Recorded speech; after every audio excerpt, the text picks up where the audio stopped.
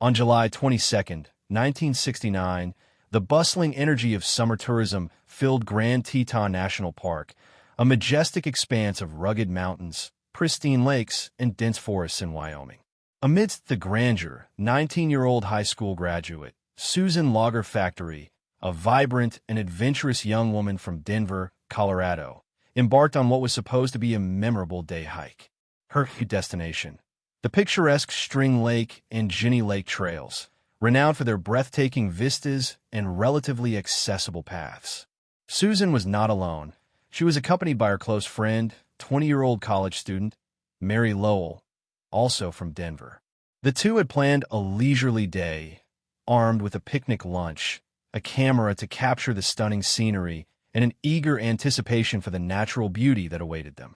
They parked their vehicle, a modest blue sedan, at the String Lake Trailhead parking lot, a spot usually teeming with hikers, and set off with high spirits. Their initial plan was to hike a loop that would take them around String Lake, connect to the Jenny Lake Trail, and then return. It was a well-trodden route, popular with tourists, and seemingly without significant dangers beyond the usual precautions for wilderness excursions. They had informed their families of their general plans, mentioning a day hike in the Teton Range, and promised to call upon their return to their motel in Jackson, a small town just south of the park, by late afternoon. The sun was bright, the sky a brilliant azure, and the air crisp with the scent of pine.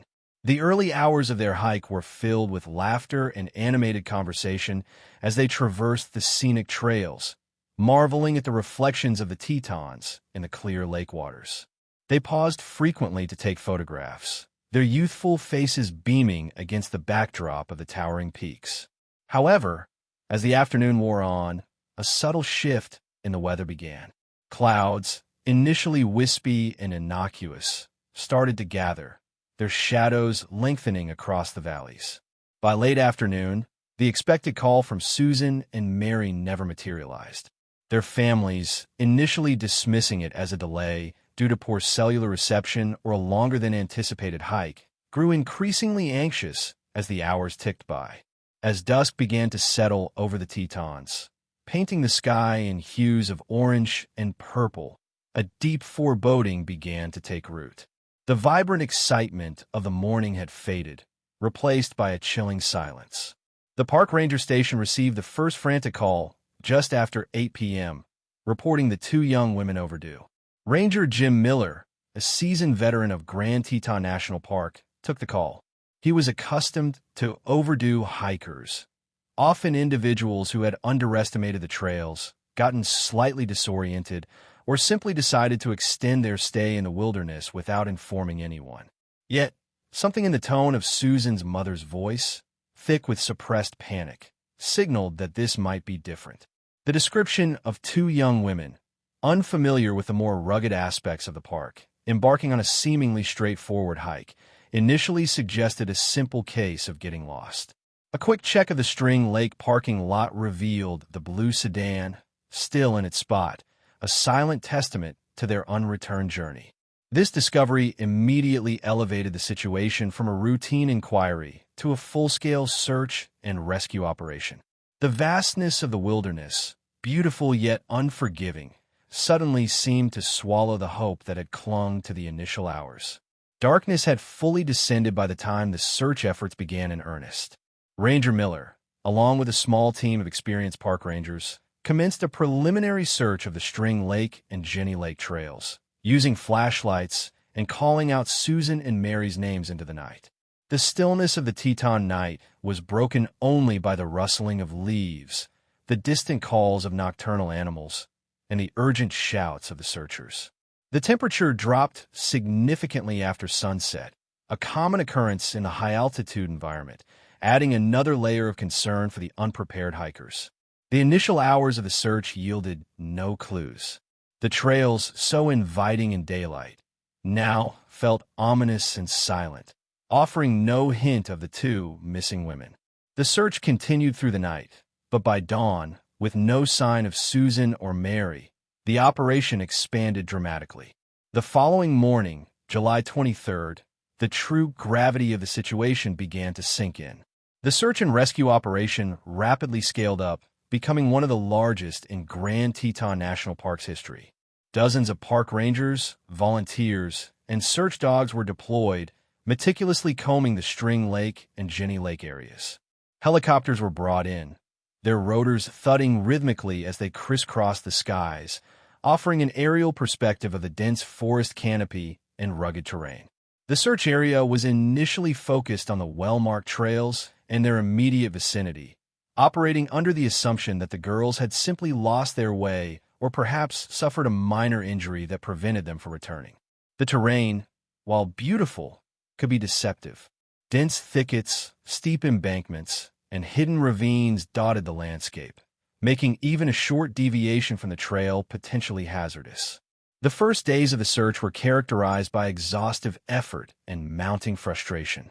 Search teams moved in grid patterns, calling out, listening for any response, or looking for discarded items, footprints, or any disturbance that might indicate their presence. The families of Susan and Mary arrived in Jackson, their faces etched with worry and despair, their hopes dwindling with each passing hour. They appealed to the public, distributing flyers with photographs of their daughters, hoping someone, somewhere, had seen them. The media picked up the story, and the disappearance of the two young women became national news, captivating the public with its haunting mystery. Days turned into a week, and then into several weeks. The initial optimism, fueled by the sheer manpower and resources deployed, began to wane. The vastness of the wilderness seemed to mock their efforts, revealing nothing. The lack of any trace, no clothing, no drop camera, no picnic basket, no footprints off the main trail, was perplexing and deeply troubling. It was as if Susan and Mary had simply vanished into thin air. Theories began to circulate among the searchers and the public. Had they encountered a wild animal? While bear encounters were not unheard of, they rarely resulted in complete disappearances without any evidence. Had they suffered a fall in a remote area? This was a plausible explanation, but the primary search areas had been thoroughly covered. Foul play was also considered, though it seemed unlikely given the remote location and the lack of any immediate suspects or evidence of a struggle. The relentless search continued, but the hopes of finding Susan and Mary alive diminished with each passing day. The physical and emotional toll on the search teams and the families was immense. The families clung to any shred of hope, agonizing over every unconfirmed sighting, every false lead. Ranger Miller, deeply affected by the family's anguish, pressed his teams to continue, refusing to give up. The search gradually scaled down, shifting from an active rescue operation to a recovery mission, then eventually to a cold case. The wilderness had swallowed them whole, leaving behind only unanswered questions and profound sorrow. The case remained open, but without new leads. The trail grew cold, the mystery deepening with the passage of time. The families, heartbroken but resolute, never ceased in their efforts to find their daughters, haunted by the phantom of their last day in the mountains. The blue sedan eventually was driven away by a family member, a stark symbol of hope abandoned. The wind whispering through the pines seemed to carry their names, a mournful echo in the vast, indifferent wilderness of Grand Teton. Months bled into a long, cold autumn, then into a harsh Wyoming winter, blanketing the Tetons in deep snow, making any further search impossible. The towering peaks, once vibrant with summer life, became monuments of white, silent and imposing, holding their secrets close. The case of Susan Logger Factory and Mary Lowell faded from the headlines, becoming another unsolved mystery in the annals of missing persons. Their families, however, never stopped searching, never stopped hoping for a breakthrough. They hired private investigators, consulted psychics, and kept their daughters' faces in the public eye whenever possible. But the wilderness remained silent, offering no solace, no answers. The following spring, as the snows began to recede, revealing the thawing landscape beneath, a glimmer of hope, though macabre, emerged. It was late April 1970, nearly 10 months after Susan and Mary's disappearance. The park was still largely quiet, the peak tourist season yet to begin, and the high country still inaccessible due to lingering snowpacks. Ranger Miller, still deeply invested in the case, decided to conduct a solitary patrol, revisiting some of the more remote and less traveled areas of the park that had been difficult to access during the initial search. He was driven by a nagging intuition, a sense that something had been missed, or that the thawing earth might now yield what the snows had hidden. His patrol took him far from the well-worn paths of String Lake and Jenny Lake, into a more rugged, less frequented section of the park known as the Moran Canyon area.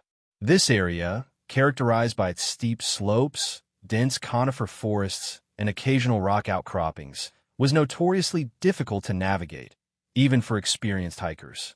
It was not a place two young women, seemingly on a casual day hike, would typically venture. Yet, Miller felt drawn to it, perhaps by the sheer remoteness, a place where something could remain undisturbed for months. As he traversed a particularly steep and rocky section, his eyes, trained by decades of wilderness experience, scanned the ground meticulously. It was then, amidst a scattering of pine needles and decaying leaves, that he spotted something incongruous, something that stood out against the natural backdrop, a small, metallic glint. He knelt, brushing away the debris, and unearthed a rusted, tarnished object. It was a radio antenna, not a modern, sleek one, but an older model, the kind that might have been attached to a portable radio from the late 1960s. Its condition suggested it had been exposed to the elements for a significant period. Miller's heart pounded. This was not just any piece of litter. Its specific design hinted at something more. He recognized it as a component from a model of portable radio commonly used by amateur radio enthusiasts, or hams, as they were known. The find was perplexing. What would an amateur radio antenna be doing in such a remote part of Grand Teton, far from any established trails and seemingly unconnected to the missing girls? It was a lead, but a strange one, a fragment of an unknown puzzle. He carefully marked the location, photographed the antenna, and collected it as evidence. The discovery, while intriguing, raised more questions than answers. It did not immediately connect to Susan and Mary, but it suggested a human presence in an unexpected place, a presence that had been there for a long time. It was the first tangible clue in 10 months, a fragile thread in a tapestry of mystery. Miller returned to the ranger station, the antenna carefully secured, his mind racing with possibilities. The cold case had just gotten a little warmer, but the path forward was still shrouded in uncertainty. This small, rusted piece of metal had cracked open the silence of the wilderness, and with it, the possibility of uncovering a truth far darker than anyone had anticipated. The rusted antenna, a silent sentinel in the wilderness, became the first real beacon of hope, yet also a harbinger of deeper mystery. Ranger Miller immediately brought the find to the attention of his superiors and the FBI, who had been involved in the initial search. The object was carefully examined by forensic experts. They confirmed it was indeed an antenna from a portable two-way radio, consistent with models popular in the late 1960s. Its level of corrosion indicated prolonged exposure to the elements, aligning with the 10 months since the girl's disappearance. However, despite meticulous examination, no fingerprints were recovered, likely due to the rust and exposure. The antenna itself offered no direct link to Susan or Mary, but its location, far off the established trails and in a particularly rugged section of Moran Canyon, was significant. It suggested the presence of someone who was either intimately familiar with the remote backcountry or who had ventured there intentionally, for reasons unknown. This discovery shattered the prevailing theory that the girls had simply gotten lost on a popular trail. If they were in Moran Canyon, they had strayed far, far from their intended route, or more disturbingly, they had been taken there. The remote nature of the location immediately shifted the focus from a simple hiking accident to something far more sinister. The possibility of foul play, previously considered and then largely dismissed due to lack of evidence, now loomed large, casting a dark shadow over the entire investigation. The FBI, now reinvigorated by this new lead, expanded the search area to encompass Moran Canyon, focusing on the vicinity where the antenna was found. This was a significantly more challenging terrain than the String Lake and Jenny Lake trails. Steep inclines, dense undergrowth, and rocky outcroppings made progress slow and arduous. Search teams, now equipped with this new, chilling understanding, meticulously combed the area, their eyes no longer searching for signs of a lost hiker, but for evidence of a crime. Days of intense searching in Moran Canyon yielded little. The wilderness, again, seemed to resist giving up its secrets. Then, nearly a week after the antenna's discovery, a search team stumbled upon another perplexing item. Tucked beneath a fallen log, partially concealed by pine needles and moss, was a small, ornate pendant. It was a silver locket, intricately engraved with floral patterns, and remarkably, still clasped shut. Its delicate chain was broken, suggesting it had been torn or forcefully removed from its wearer. This was a direct link. The pendant was identified by Susan Logger Factory's mother, who recognized it immediately. It was a gift from Susan's grandmother, a cherished family heirloom that Susan always wore. The discovery was a brutal blow to the family, shattering any lingering hopes that Susan and Mary had somehow survived and were merely lost. The broken chain, the remote location, and the earlier discovery of the antenna all pointed towards a violent encounter. The emotional weight of this finding was immense, a tangible piece of Susan, found in a place so far removed from where she was supposed to be. It was a confirmation of their worst fears, transforming a missing persons case into a potential homicide investigation. The finding of Susan's pendant intensified the search exponentially. The area around the pendant's discovery became the new focal point. Every inch of ground was meticulously scrutinized. The FBI brought in more resources, including forensic anthropologists and highly trained search dogs specializing in human remains. The atmosphere among the search teams grew grim, their faces hardened by the grim reality of what they were now looking for. The discovery of a cherished personal item, combined with the remote and challenging terrain, painted a chilling picture of what might have transpired. The narrative shifted from one of accidental disappearance to a potential abduction and murder. The investigation was no longer about finding two lost girls, but about uncovering the truth of a violent crime. The search continued with a renewed sense of urgency, driven by the profound need to bring closure to the grieving families and to bring any perpetrators to justice. The beauty of the Tetons, which had drawn Susan and Mary to the park, now seemed to mock the investigators, its vastness holding dark secrets. The wind, which once carried the laughter of hikers, now seemed to whisper of tragedy. The following day, less than 100 yards from where Susan's pendant was found, another chilling discovery was made. This time, it was by one of the specialized search dogs, a German shepherd named Rocky, trained to detect the scent of human remains. Rocky became agitated, barking persistently and scratching at a patch of disturbed earth beneath a cluster of pines. Investigators quickly moved in. What they unearthed confirmed their darkest fears. Buried in a shallow grave, covered with rocks and earth, were the skeletal remains of two individuals. The scene was carefully documented and excavated by forensic anthropologists, revealing the heartbreaking truth. The remains were positively identified, through dental records and the few remaining articles of clothing, as Susan Logger Factory and Mary Lowell. They were found side by side, suggesting they had met their end together. The initial examination of the remains at the scene revealed obvious signs of violence.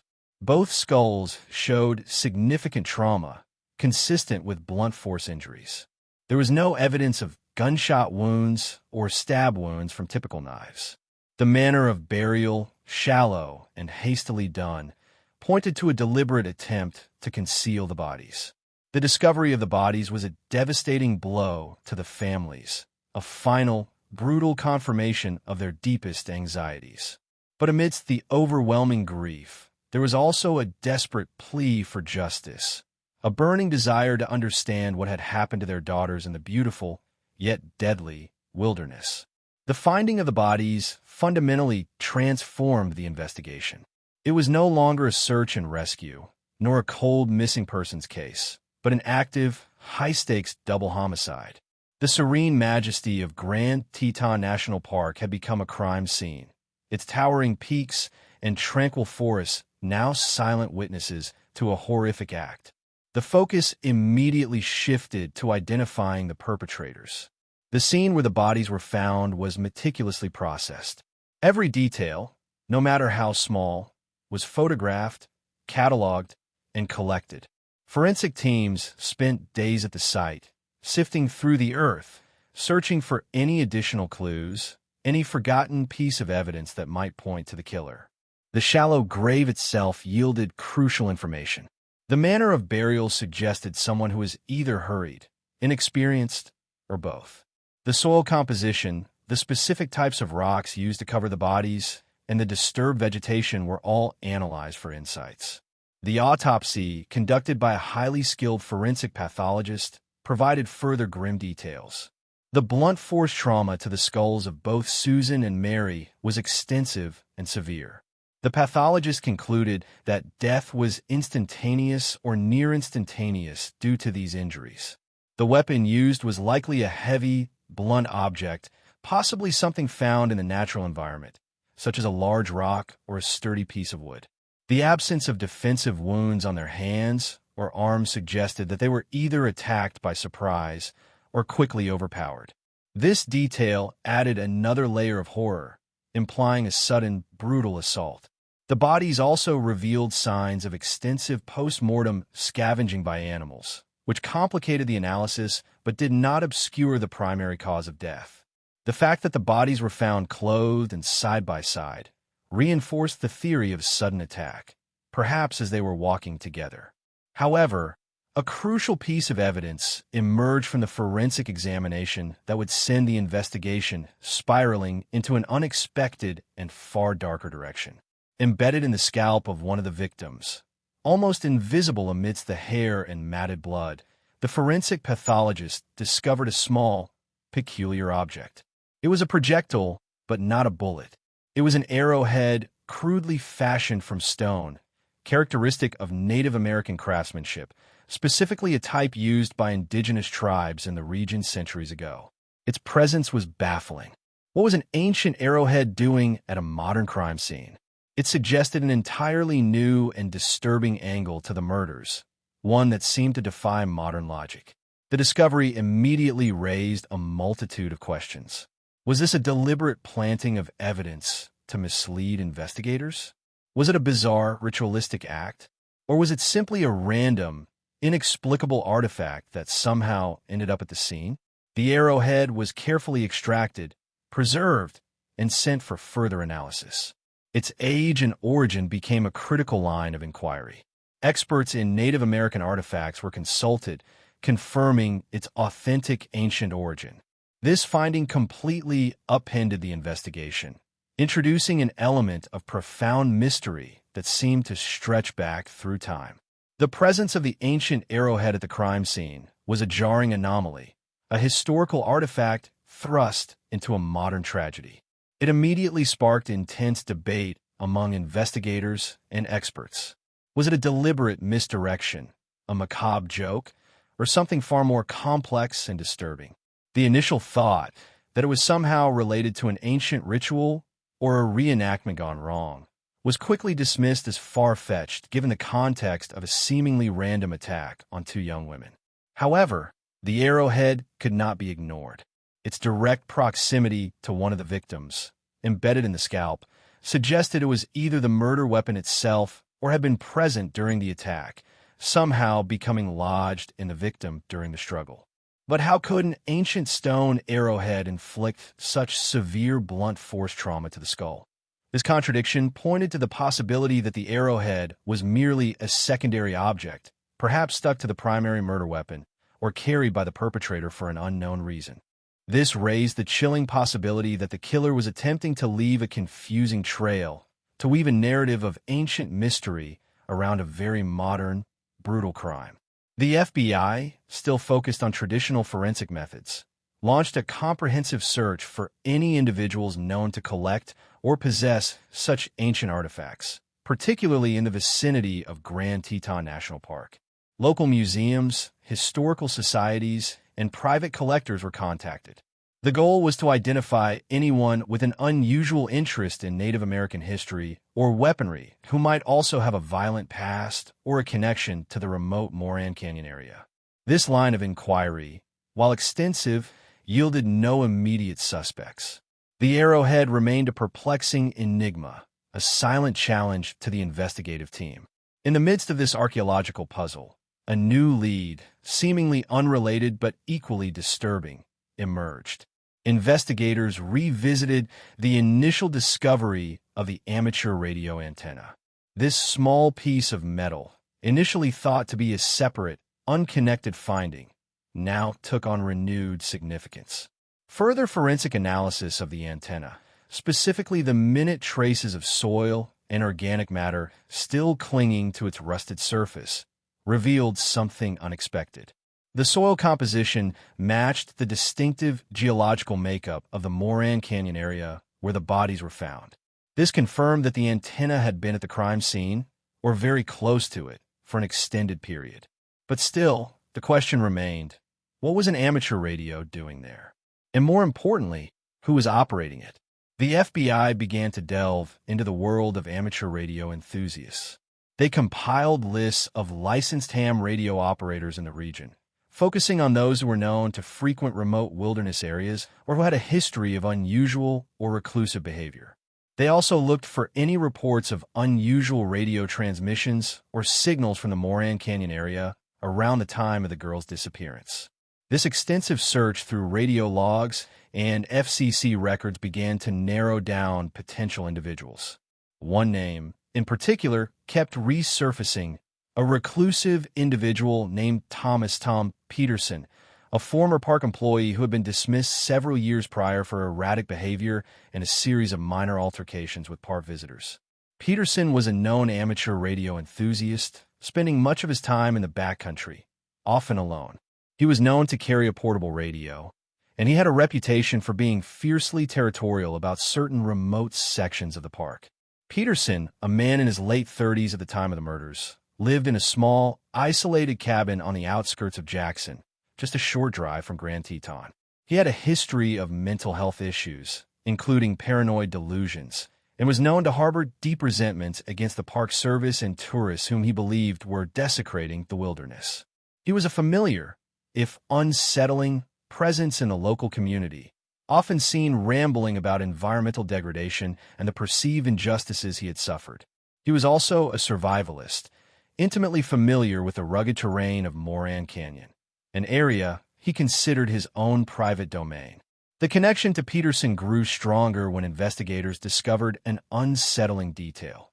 Peterson was known to occasionally carry a collection of ancient Native American artifacts he had allegedly found within the park, claiming them as his personal treasures.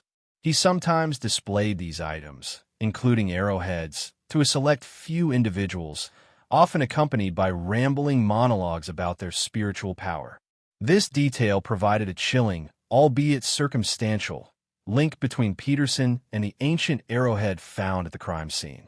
It was a bizarre confluence of modern technology, the radio, and ancient history, the arrowhead, all pointing towards a single, reclusive individual. The pieces of the puzzle began to fall into place, forming a disturbing picture. Peterson's reclusive nature, his knowledge of the remote wilderness, his history of erratic behavior, his resentment towards tourists, his amateur radio hobby, and his fascination with ancient artifacts all converged to make him a prime suspect. The silence of the wilderness, which had held its secrets for so long, was beginning to yield to the relentless pursuit of justice. The true horror of Susan and Mary's final moments was now coming into sharper, more terrifying focus, pointing not to a random act, but to a calculated, if deranged, attack orchestrated by a troubled individual who considered the wilderness his own. With Thomas Peterson now firmly established as the primary suspect, the investigation entered a critical phase. The confluence of seemingly disparate clues, the rusted antenna, the ancient arrowhead, and Peterson's known eccentricities and reclusive lifestyle, began to weave a compelling narrative.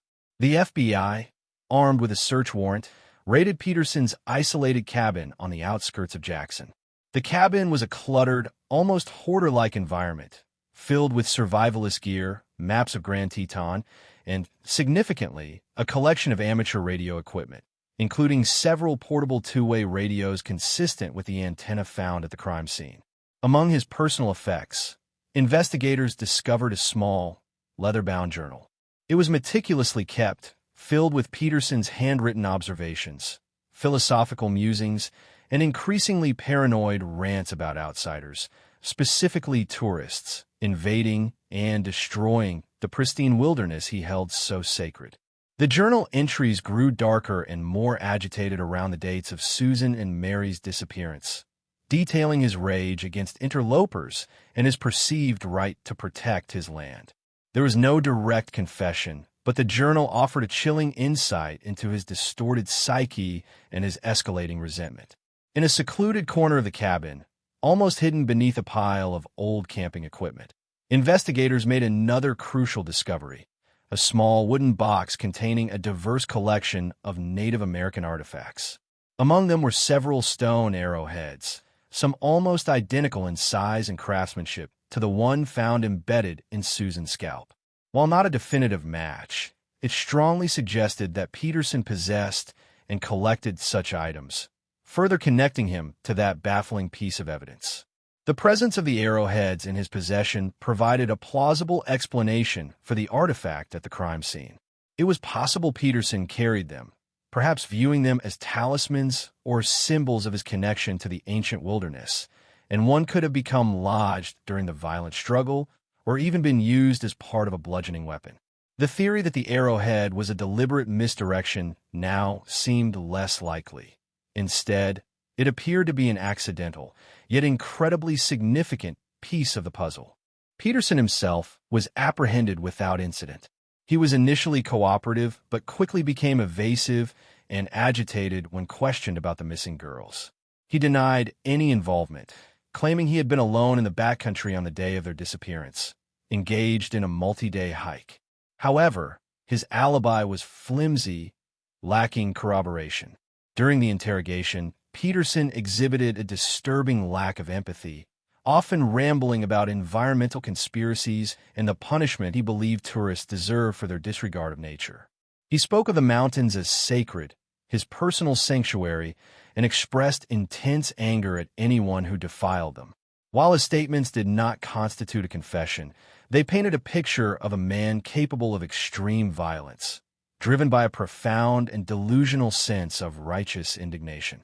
The sheer weight of circumstantial evidence against Peterson was overwhelming. His intimate knowledge of the Moran Canyon area, his possession of similar artifacts, his amateur radio hobby, his history of erratic behavior, his deep-seated resentment towards tourists, and the increasingly disturbing content of his journal all pointed to him as the perpetrator. The police also uncovered a critical piece of physical evidence during the forensic analysis of his cabin. A single strand of hair, microscopically analyzed, was found on a piece of his camping gear. This hair was later matched to Susan Logger Factory through mitochondrial DNA analysis. This was the final, irrefutable link, placing Susan directly in Peterson's possession, providing a devastating confirmation of his involvement. Faced with this incontrovertible DNA evidence, Thomas Peterson eventually broke during interrogation. In a chilling, dispassionate confession, he detailed the horrific events of July 22, 1969. He admitted to encountering Susan and Mary far off the main trail in Moran Canyon, an area he considered his private domain. He claimed they were trespassing and disrespecting the wilderness.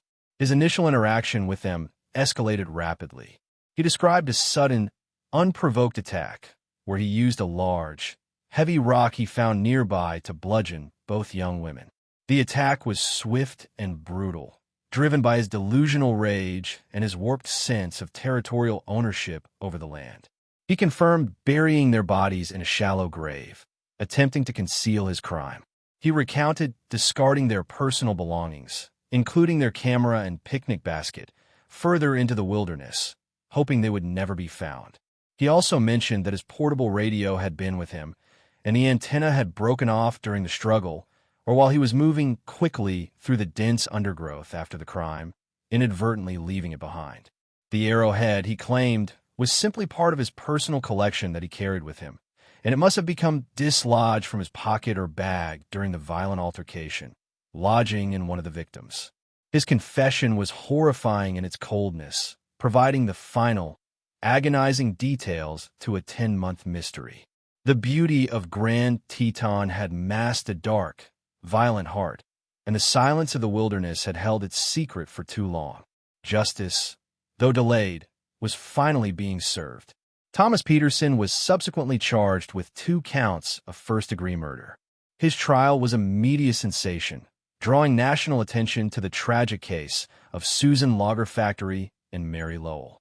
The prosecution presented a meticulous case, building on the extensive circumstantial evidence, Peterson's journal entries, his chilling confession, and the irrefutable DNA match. The jury heard testimony from Ranger Miller, forensic experts, and the heartbroken families of Susan and Mary. Peterson's defense argued diminished capacity due to his documented mental health issues, but the prosecution successfully demonstrated premeditation and a clear understanding of his actions, albeit driven by a warped reality.